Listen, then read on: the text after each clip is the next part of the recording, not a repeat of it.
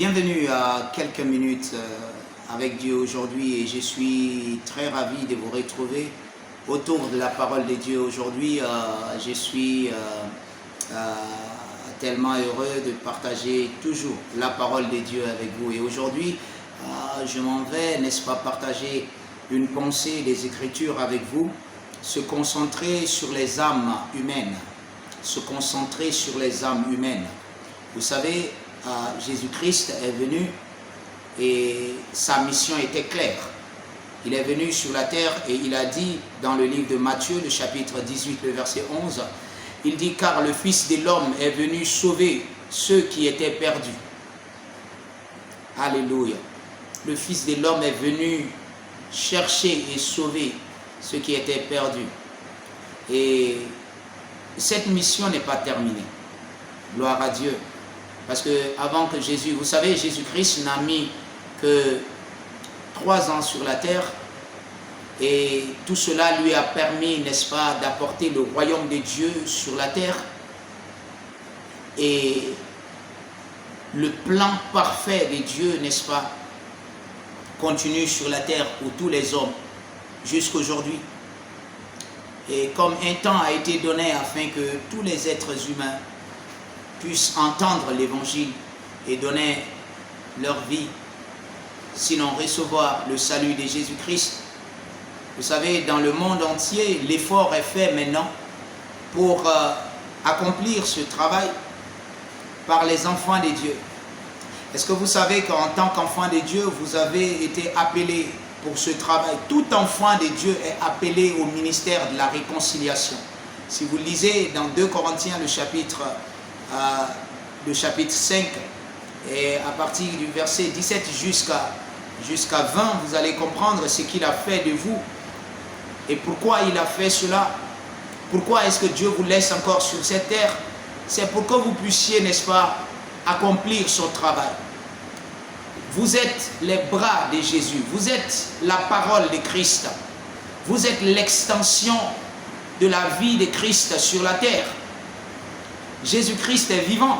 Quand nous disons que Jésus-Christ est vivant, nous ne sommes pas juste en train de parler de quelqu'un d'autre qui est quelque part vivant. Non, nous parlons de Jésus-Christ qui est vivant à travers nous.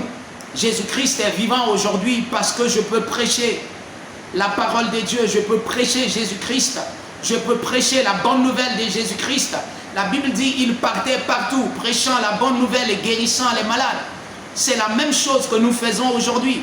Nous sommes l'extension de la vie de Christ sur la terre. Et à travers nous, plusieurs personnes viennent au salut. Plusieurs personnes retrouvent leur chemin à Dieu, sinon vers Dieu. Plusieurs personnes sont sauvées aujourd'hui parce que nous faisons le travail de Christ. Et chacun de nous, chacun de vous, si vous êtes chrétien, vous pouvez amener quelqu'un à Christ. Vous pouvez prêcher l'évangile à quelqu'un, peut-être à un ami, peut-être à votre cercle d'amis, peut-être dans votre famille. Vous savez, c'est le travail le plus important pour Dieu, l'évangile de Jésus-Christ. C'est pour ça que j'ai l'habitude de dire, Dieu n'a pas envoyé son Fils pour gérer, même les Juifs qui attendaient qu'il soit sur le trône. Mais Dieu avait quelque chose d'important à faire. Il devrait d'abord sauver l'homme. L'homme. La Bible dit, que servira-t-il à un homme de gagner le monde entier s'il perd son âme? Ça veut dire que c'est si important pour Dieu que l'âme d'un homme soit sauvée, soit gagnée pour le royaume. Et je voudrais vous encourager tous, n'est-ce pas? Et vous le savez, ceux qui ont l'habitude de m'écouter, vous savez que je vous encourage toujours à l'évangile. Vous êtes un enfant de Dieu, vous êtes un témoin vivant de Christ et de son évangile. Vous pouvez prêcher l'évangile. Vous serez surpris parce que ce n'est pas par votre propre force, ni par votre intelligence, c'est par le Saint-Esprit. Vous pouvez parler de Christ à quelqu'un. Vous pouvez inviter quelqu'un à l'église. Et vous savez, vous êtes en train de faire votre travail. Et vous serez surpris de ce que le Seigneur fera dans la vie de cette personne. Et alors, vous êtes réellement en train de faire le travail que Christ nous a demandé. Alléluia. Aujourd'hui, je voudrais simplement vous encourager avec ces paroles afin que vous ne laissez aucune occasion passer.